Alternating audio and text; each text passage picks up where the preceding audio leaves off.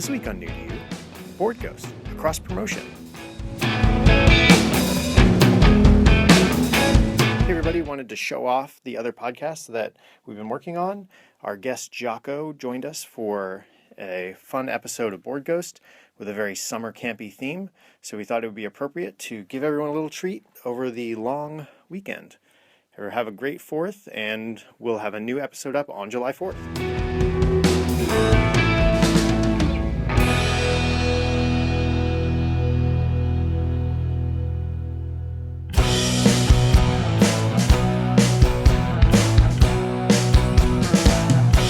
If living is a highway, then heaven is a bus stop. Been waiting for a minute there.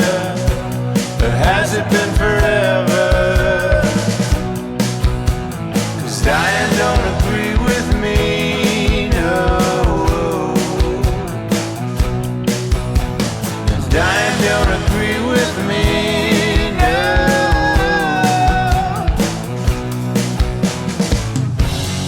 All you bored ghosts, come with me, we're going home. We believe you're out there, hungry for stories for shared experience. We can't see you, can't hear you, and yet we will play for you. This night's offering is Fiasco. We're going to be using the playset Camp Death and a new rule, Stunt Dice. Our humble players, me, John. And here's Ken. And I'm Jocko. All right. So Fiasco, we have played this before, and the playset we're going to use in this one is Camp Death. And the sort of movie night that this calls to is Friday the 13th, parts 1 and 2. Sleepaway Camp. Of course. The Burning. I was going to say The Burning Madman. Just Before Dawn. Just about any slasher fic from the 70s or 80s is good inspiration, and they point you to Wikipedia for slasher fic. Very cool. And then there's a quick seriously read this. And it says, slasher films are notorious for late movie revelations and plot twists, and Camp Death is no exception. Who is the killer? Section at the end of this playset includes a few options for determining the identity of the killer. Before starting the game, take a look at those options and decide which one you want to use. One final note, take care that when choosing relationships in this playtest, many of the elements, such as those under local, assume that only one character will be a camp counselor, and this may result in difficult or impossible combinations. We'll just kind of have to see how that plays out and look towards that when we're building our relationships. As John said, we have a very special rule that's coming in that normally is not a part of a Fiasco game that will be a part of this one. So here's where stunt die come into play. Whenever a stunt die is picked to resolve a scene, someone dies. All right. Usually this will be an NPC, but don't be afraid to kill a PC this way. Or just don't kill the character. Do the deed off camera to leave a little bit of uncertainty. You never know when someone might make an unexpected reappearance. Yes. Awesome. Yes. Whichever very player cool. picks the stunt die to resolve the scene gets to decide whether that die is white or black for that scene. Oh, interesting. So they're wild cards in terms of positive or negative, but they are someone's going to die. Yeah. During the aftermath, don't roll any of the stunt die. Oh. They won't affect your final outcome. However, they might help you determine just who is killing people at the camp. Right. So then we get into the who is the killer options, and we have 3 options we can pick here. Another special rule. You usually don't do this at the end of Fiasco game. So slasher films are notorious for late movie revelations and plot twists, and Camp Death is no exception. Before starting the game, choose one of the following 3 ways to identify the killer. The first way is, I always knew there was something wrong with that one. So we just play the game as normal. The stunt dice will assure that people are dying, but let the fiction organically determine the identity of the killer. The identity of the killer will probably become obvious as the game winds down. So that's option 1. Option 2, everyone is a suspect. During play, any player who receives a stunt die may no longer appear on camera in any scene with the killer. During the aftermath, each player with a stunt die should roll them separately. Whoever has the highest total is the killer. If anyone ties, then they're both killers and we're working together.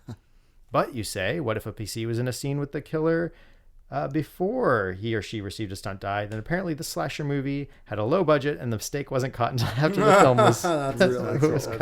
It wouldn't be the first B-rate horror flick with plot holes.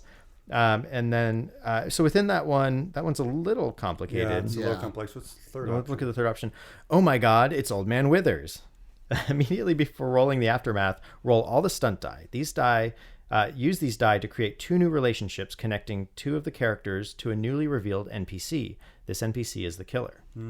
Everyone should pitch in ideas for the relationships and identities, but players who ended up with the stunt die get final say on assigning their dice to the relationship details. As in the setup, the final stunt die is wild and can be any number. If any players did not end up with stunt die, they get the final say on which PCs those relationships connect with. Once the identity of the killer has been defined, roll the aftermath. So it really plays out, I think, in those final montage scenes. Yeah. Right. So it seems like in this scenario, some of us will die or someone will die in the course of it, but the aftermath may play out a little bit more of like who is dying. Right. Is there one of the options that you're leaning towards, John? Part of me kind of wants to go to number 1, just let it Right. kind of organically flow, but I'm open to all 3. Number 1 makes sense to me. It seems the least I as complicated. well. I think Cool. for our purposes today, number 1 is probably the way to go, just so we keep it pretty simple Cool. for ourselves. Before starting, remove 2 white die and 2 black die from the die pool and replace them with 4 red stunt die. So we've done that. And that Yep. So now we still have 12 dice, but 4 of them are red. Then we roll them all to kick off the game as normal.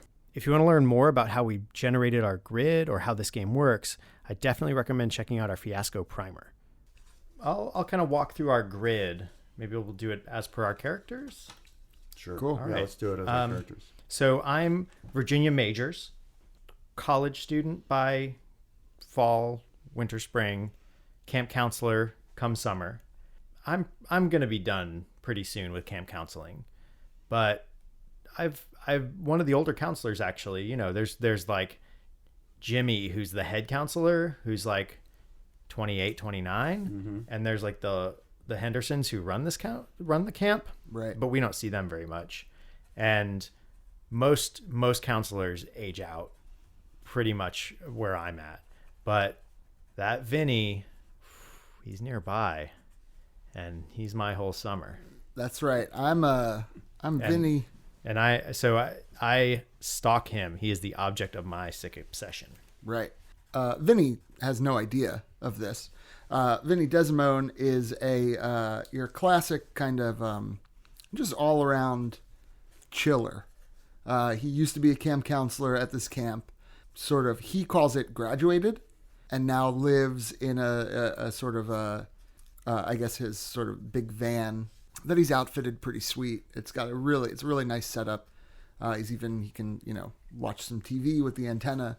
It really got a sweet digs right on the outskirts of the camp, and he makes plenty of money selling pot to all the camp to the kids, and he's got a pretty sweet life. And his one this summer he's been surprised by a brand new customer who's spending all of his daddy's cash, really just sinking it all into the good green stuff, and that is Derek. Indeed. Derek Del Vecchio has been coming to the camp for many years, since he was a young boy, teenager, I guess, preteen. And so the summers here at Camp Henderson are just amazing. Great memories. But yeah, the high point definitely came about 2 years ago, right as Virginia was about to become a counselor, her last year as a camper, when they made out at a party and even got to like second base or something like that. Since then, he's definitely pined for her, and I think has tried to follow in her footsteps to some degree by like becoming more of a camp counselor and sort of like not focusing on other romantic interests who are definitely around. So he's even sort of starting to have some stalker tendencies, perhaps, though he's not super there yet. The only thing that he does is he makes sure to take her with him when he visits Vinny, because he knows she likes that, but he also knows that the more he hangs out with the Vinny, the more maybe he'll be like him and she'll like him, meaning Derek. Cool. So Derek doesn't like to smoke a lot of pot. He just buys it and then gives it away to people a lot of times, or even just like throws it in the river sometimes. Awesome. And the need to get laid one last time before the end. Object, weapons, hedge clippers, and location, windstorm. Just through telling our tale, we've kind of established there's Vinny's van is a possible location to play in. Camp Henderson is the camp. Jimmy, the head counselor, and the Hendersons, who may or may not be nearby, but they're the ones who ostensibly own the camp. Indeed. Yep.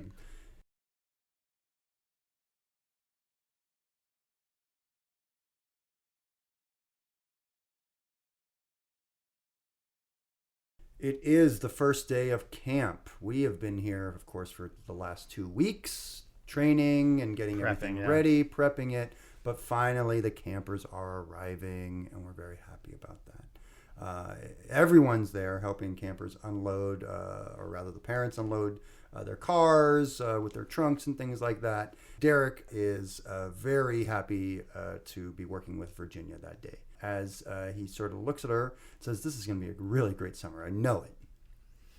Probably the best."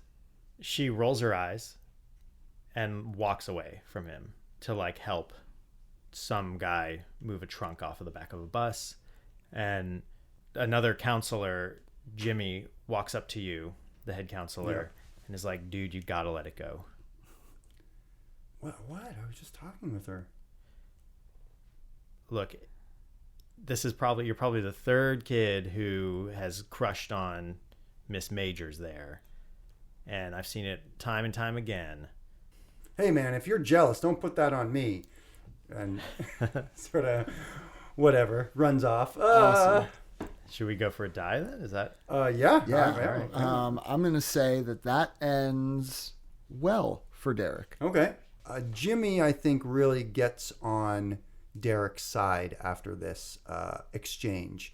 He maybe sees a bit of himself in this young man and is obviously trying to help him out, actually, by confronting him with this. Right. And so I think that's just the positive result, that Jimmy feels more like some sort of inclined, avuncular. Yes, to help.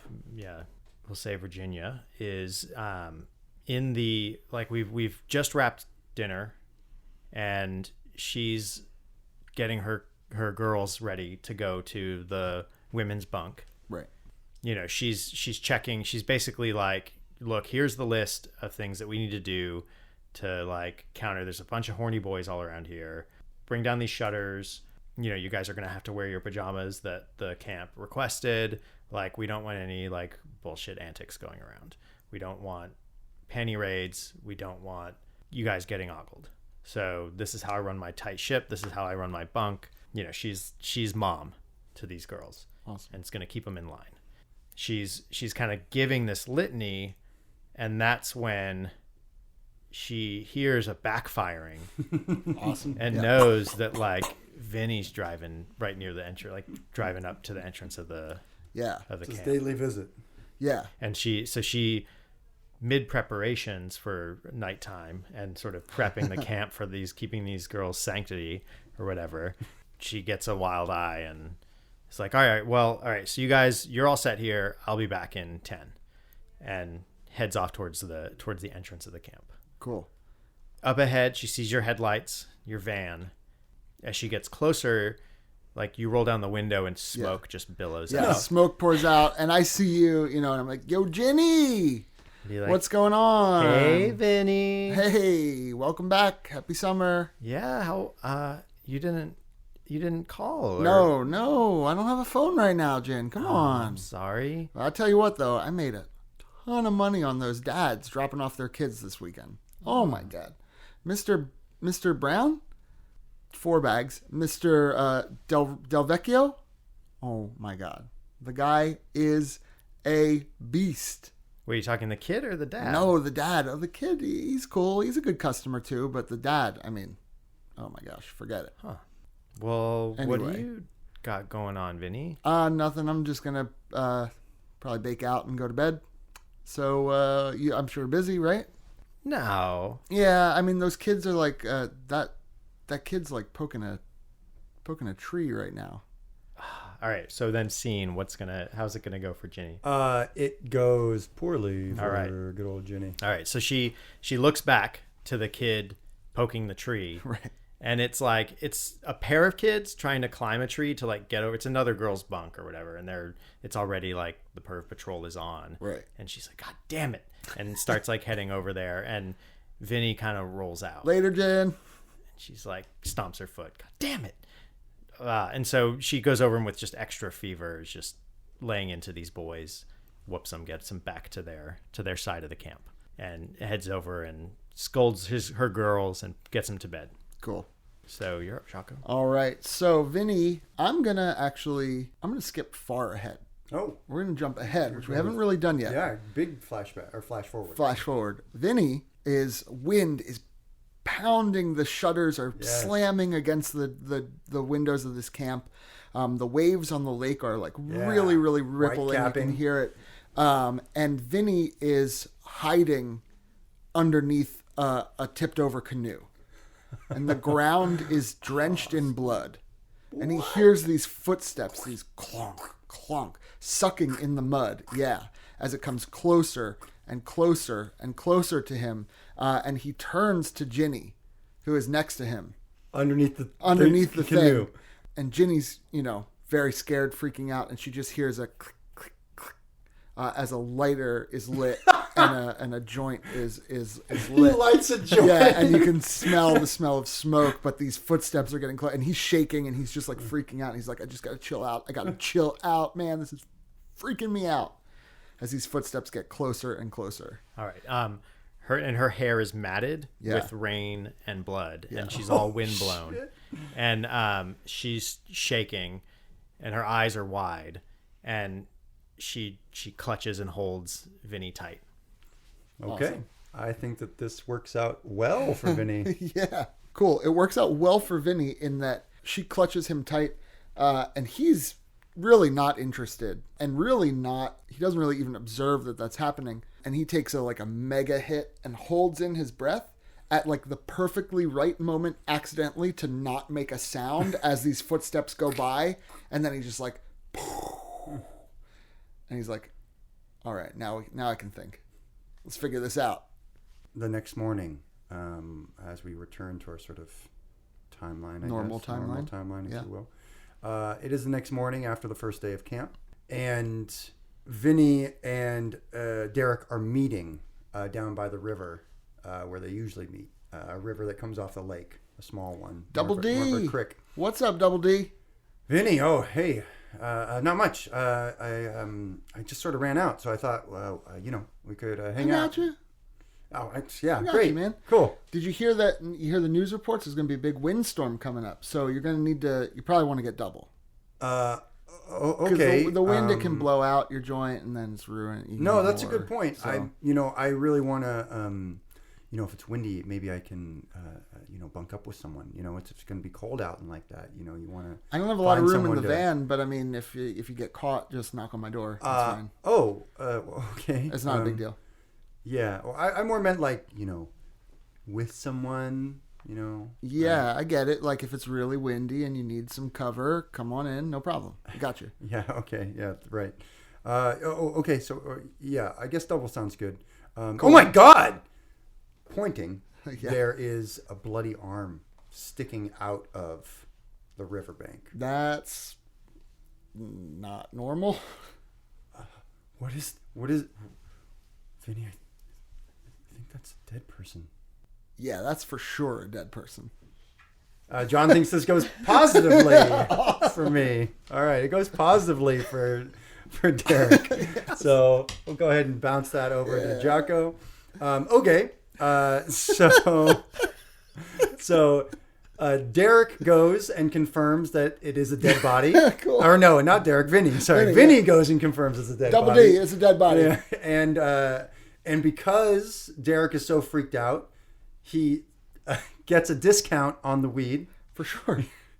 But dude, just take it. Honestly, at a time like this, what is money? Both of the men, Vinny and Derek, recognize the dead body as the second most senior counselor at the camp, right under Jimmy, a gal who is 22, 25, who really, really wants to run a camp.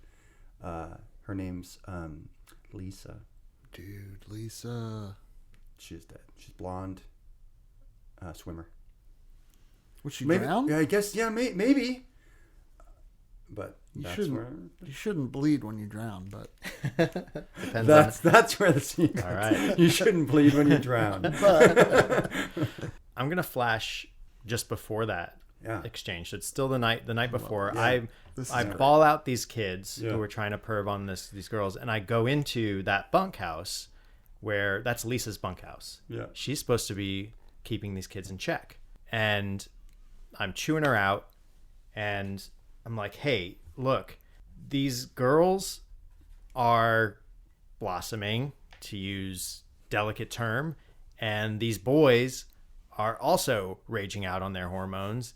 You need to keep a tight lid on this shit. And she's still mad about her exchange with Vinny, so that's fueling her. Right. And she's thinking about her own, dalliances with Derek, and she's like, she doesn't want any other kid feeling this way. She's super pissed and just chewing into Lisa. Lisa actually starts crying because she's going over the top about it, and We're supposed to have and fun, runs off into the night. And bitch. and so Virginia gets that bunkhouse in order, and like puts the hammer down, goes to her bunkhouse, and on the way there runs into Jimmy. I'm going to say it's positive for Virginia, but it Okay. will. Yeah. Yeah. She runs into Jimmy there, and he's like, was that Lisa running off in the woods? Like, she's really upset. And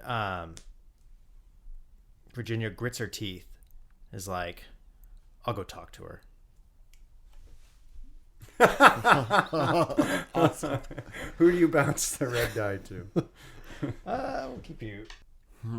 This is great. So this was Lisa's death. This Right. red die, basically. Right. Sorry, Lisa. I'm going to bring this back to. I'm going to flash back to when you two had your romance. So this is like 3 years ago. 3 years ago. whatever, 2 years Yeah. ago. Uh-huh.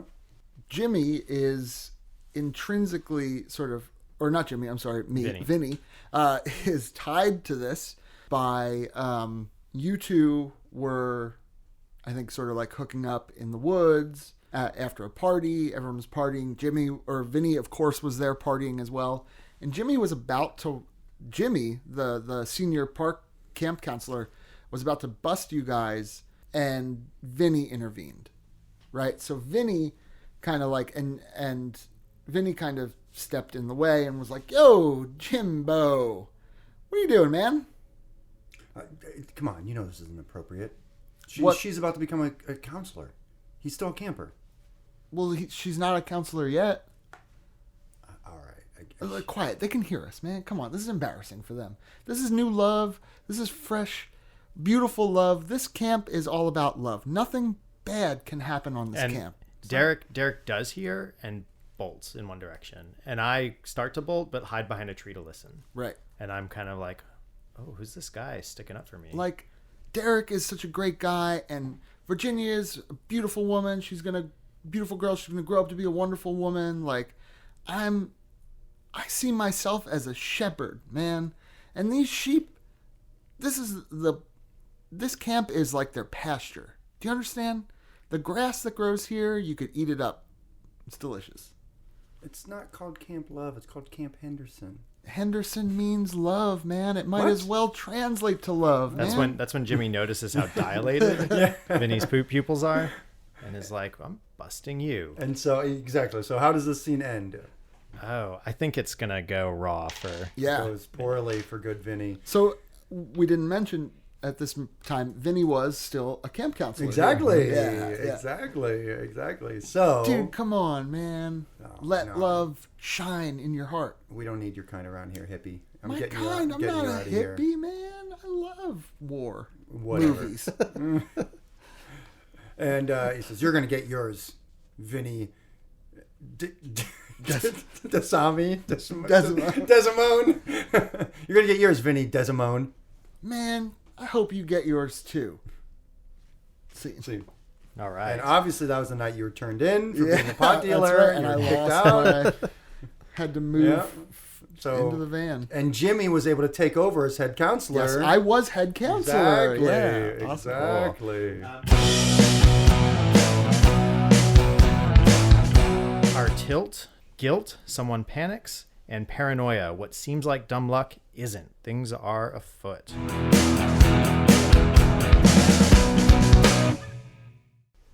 let's pick it up at the beginning of the windstorm.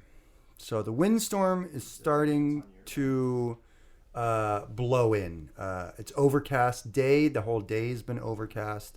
And now it's finally around dinner time. It's sunset. We're all in the dining hall, except for Vinny, of course, who doesn't go to this camp. But he is on the premises making his nightly deliveries. Right. At this point, Derek is sitting next to Virginia. He's just sat next to her, sort of slid himself into whatever conversation she was having, and sort of looks around and says, "Did you hear about Lisa?" No. I mean, I haven't seen her since last night. Vinny and I found her body. She's dead. Are you kidding me? No, she's dead. She drowned in the river. Did you tell Jimmy? I don't know what to do. I mean, I thought Vinny was going to call the cops or something. Huh. He didn't call the police? I don't know. I don't think so. I haven't seen them here. But I don't know what to do. Should I call the cops? Should I tell the... What should I do? I don't know. I mean, I maybe tell Jimmy. Okay. And with that, he gets up and goes to look for Jimmy. Cool. I'm going to say that this doesn't end well for Derek. All right, a negative result for Derek. Derek is unable to find Jimmy. He's been told that Jimmy is leading a group of campers back from a hike and should have been back by now, but isn't.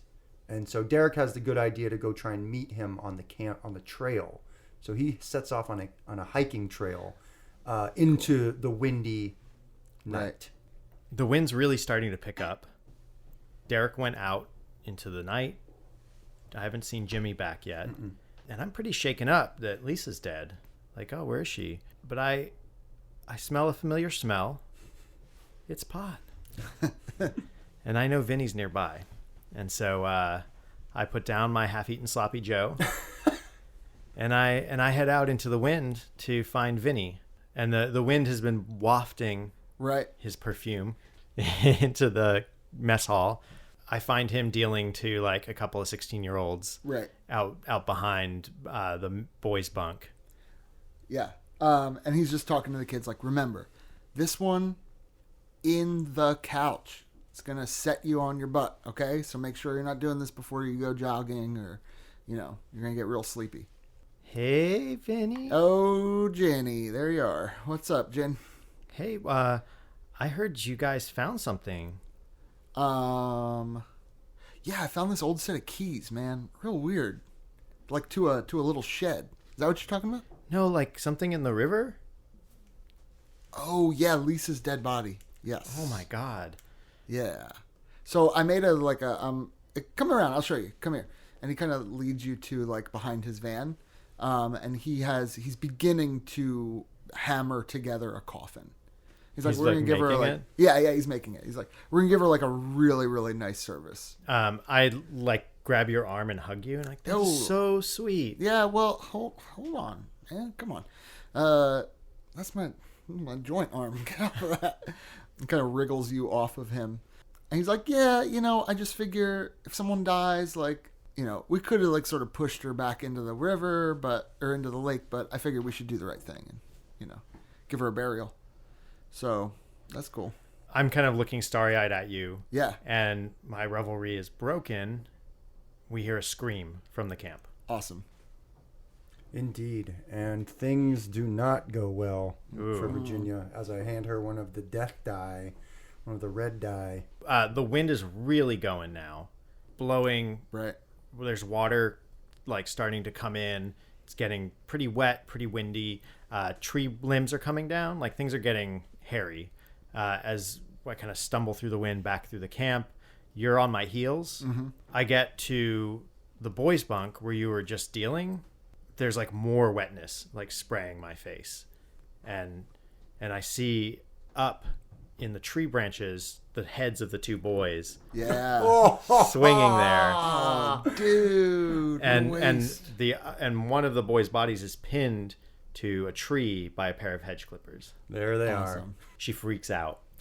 She starts screaming. Right. So I'm going to pick up right there. It's very hard to cut away from that type of scene. Derek is off, on the trail, but right here we are, we've just seen these dead bodies, these kids, and you're screaming, and Tilt, someone panics. Vinny just takes off. He's like, oh, no, nope, not today. And he just runs, completely leaving you alone in this murder scene, like backwards, back toward his van. And he trips over something in his panic as he runs. And when he looks down, he sees... this is going to end well for him. Yes. Because he sees the overturned canoe. Yeah, awesome. Okay, cool. And he's like, oh, awesome, I can hide in here. And he does. And he does. He slides under, yeah. This is the last scene that I get to call, and I'm actually going to turn it on the two of you. We get set to set the scene for me, and I will decide what the outcome is. Cool. Okay, so the wind's picking up as you head down the trail, right? This trail kind of goes up this hill that looks out over. It's like there's a larger hike to this small mountain that looks out over the lake and the camp kind of off to the side. And you see the winds like whipping up the trees below and really getting the lake going. And there's a lightning crash, and you see a figure on the trail ahead. Does that figure have something in its hand that it's holding up? Yeah, something In the shines. Yeah. Something shines in the night. And it's got something in its other hand as well that you can't tell. Round. Yeah. Okay. I yell out, Jimmy! As I sort of stumble closer. How does this turn out for me? I choose. Murder happens, obviously.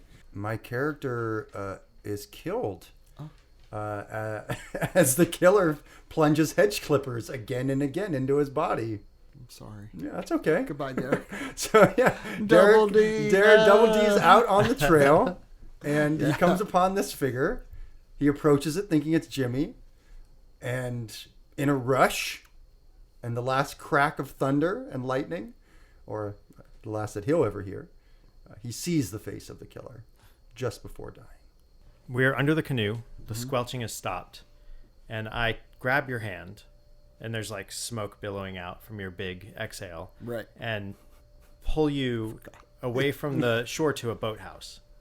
And the wind's rocking it. Water's kind of coming up under this thing. Right. We're cowering in there, and you're shivering. I'm shivering. And this is my chance. So I'm like, hey, we've seen a lot of messed up stuff. Maybe we should, Do be it. with each other. And it gets all starry-eyed. Awesome. And things do not go well for Virginia. It's super awkward. Right. Like, you're really high. Super high. Yeah. Just Hotboxed a tarot canoe, and there are Yeah. dead bodies everywhere. And, I stand up to, take off my shirt. And I see a shadowy figure pass by the window. And you're kind of, hunkered down back to the door. And right above your head, the blades of these hedge clippers poke in. And you're looking up like, oh my God. And I fall back, I'm freaked out, and I fall back into the water. Right. Awesome. Cool. Last scene. Last scene. Yeah. And now, so are we going to reveal the killer in this last scene, or in we'll the, do it in the I think the aftermath. aftermath. Very yeah. cool. All right. So this last scene, it is a red die here for our listeners who are keeping track. No matter what happens, No matter death what happens, follows. death follows. But Could it be could a be positive or positive for you. negative. It could be a positive, So yeah. set the scene for us, or ask us to And set we'll the tell scene. you what it is. I'm going to ask you guys to set the scene. Okay, then you choose if it's positive or negative. So the scene, what do you think? I was thinking about a big flash forward, but I don't know. Yeah, I guess it's a matter of how much we want to leave for the aftermath. Yeah, okay. I guess we pick up right there then. You're by yourself in the boathouse. Yeah. With those hedge clippers Yeah. right above you. Snipping right above my head. Yeah. Yeah. Oh, shit. Let's see. You stand up and kind of you look like Ginny's not. You don't hear any splashing in the Right. water. Something is banging on the door, and you the blades get pulled out and shink in again, and pull out and shink in again, and so you're standing right on the edge of where the water is, and a hand grabs your ankle from in the water. Yeah. Awesome. Whose hand is it? And I'm going to say that does not end well for Jimmy or for Vinny. Because it is Jimmy. Because it is Jimmy. Yeah. He's in the water. Because, Jimmy pulls me under, grabs me, and pulls me under. I am sort of kind of stuck under the water because they're like frantically trying to, I don't know, get help. And I'm kind of caught in the boats and stuff. And I begin sort of drowning here. And as I look at Jimmy, who has pulled me under, I see that the water is red all around us. And he has been stabbed over and over again by hedge clippers. As he, in my, before I pass out from lack of air, I see that he has been stabbed over and over again. And he is bleeding out in the water and was just desperately trying to find help. And in the distance, I can see Virginia kind of like swimming up back onto the dock. And Jimmy dies. Jimmy dies. So now we roll to see what our aftermath is. We don't roll any red die that are part of our pool. And my negative result is actually a -9, which is a nothing to write home about result. Back to where you started. Maybe sore and broke, just like yesterday and tomorrow. You probably learned something, though, like how to do it right next time. Next time. Awesome. I rolled -3. My end result is harsh. Shit in a bag harsh. A lifetime of medication harsh. A big black cloud of hurt is going to rain all over you. The things you need to happen are not going to. Simple as that. Mine's a white 4, so bitter. You know what it's like to be utterly crushed, casually brought low, forced to eat your own words and stand mute and powerless before your enemies. They gloat and you are helpless. My character, Derek Delvecchio, wakes up on the mountain trail. It seems the stab that he got missed any vital organs. He's been bleeding, but it's closed up, and he wakes up alive. So I swim up out of the water, pull myself to the shore, and I walk over to Becky, and I'm like, honestly, did you have to do it just then? And Becky's like, Jimmy was like in the boathouse. How did I wasn't to know that you guys were in there. And he's just like, we almost did it.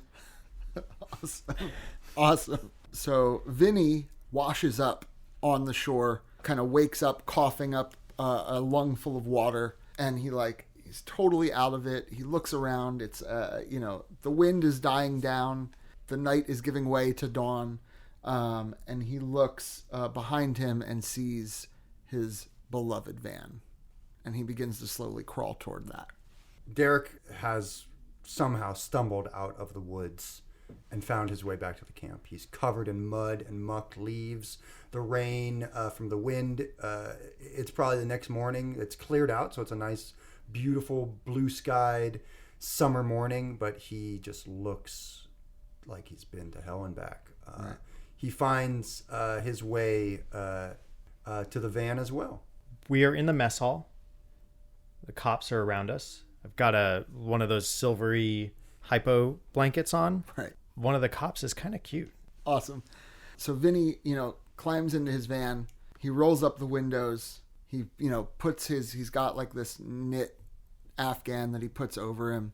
He grabs a half-lit, a half-smoked joint, and he goes to light it up just as Double D, covered in blood, what a buzzkill, comes knocking on his window. So he sees you in the van, and he is pounding on the window and yelling, "It's Virginia! The killer's Virginia!" And you don't seem to be listening to him. Right. Well, I'm blasting Credence, man. Yes, you are. I see the cute cop talking to Becky. And he's, well, one, he should be talking to me. Right. But two, she's looking my way. She's giving me up. Are you kidding me? And I hear her say, Virginia's a total loser. She just wanted to nail some dude. And it's her whole idea. Brutal. Totally freaked out, finally getting a buzz back, ignoring Derek, Double D. He it's not worth the sale right now, right? He's so annoyed. Vinny kicks the car into gear and decides he's going to drive back to the camp and just see what's going on, make sure everyone's okay. He did used to be a camp counselor here. You know, he still knows right from wrong, he tells himself. So he drives down. He gets out. He sees cops all over the place, and he's like, "Oh, shoot!" Is able to sort of stomp out his joint, and he goes in just in time to see this girl Becky, who he always thought was kind of cute, talking to a police officer.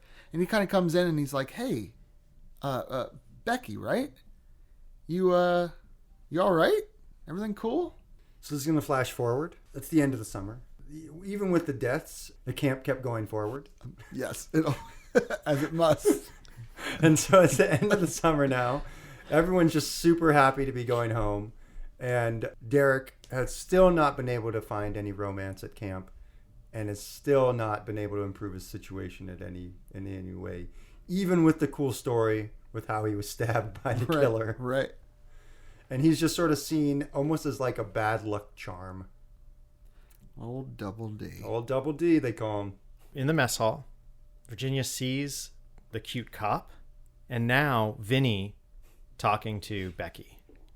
And she just sees red.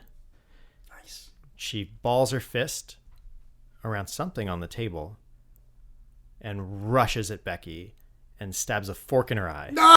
Oh, man. And is wrestled to the ground by the cop, saying, "He's mine." Yeah. I'm going to flash forward 20 years. Oh, right. Vinny is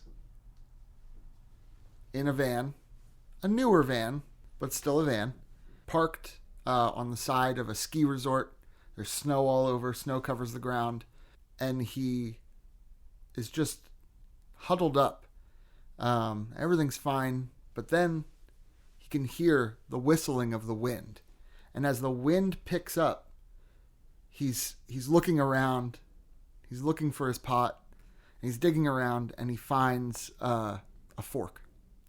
And this wind is slamming against his it's blowing the snow against his van, and it conjures up a long forgotten, buried memory of a cute girl named Becky getting her eyeball poked out with a fork. And he drops it, and he just goes catatonic. That is how he will remain until the authorities find him frozen to death in his van 6 days later. The end. What a great fiasco. That. That is, I think, the quintessential fiasco. Yeah. Oh. That is where our story ends. We'll return again with a new way to spin a tale to dare to entertain. What'd you guys think of this fiasco of Camp Death?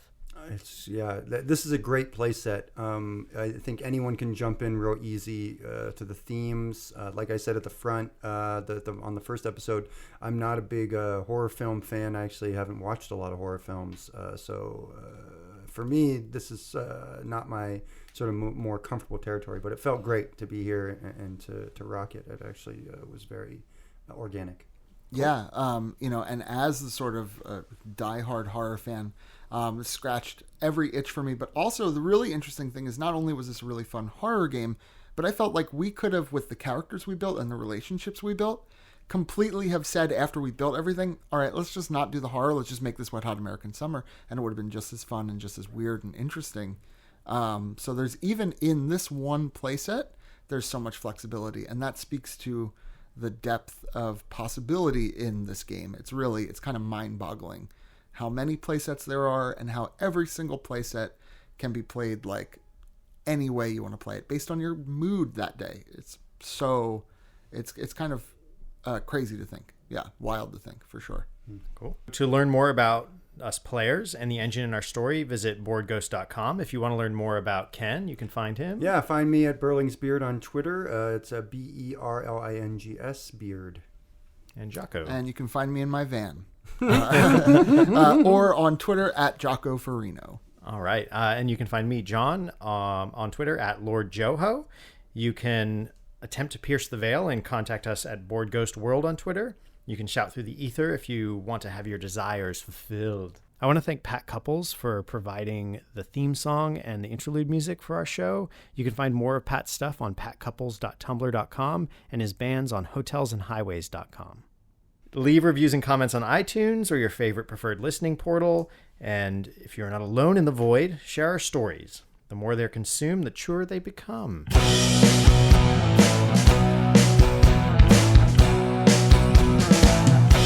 If living is a highway, then heaven is a bus stop. Been waiting for a minute there, but has it been forever? 'Cause dying don't agree with me, no. 'Cause dying don't agree with me, no.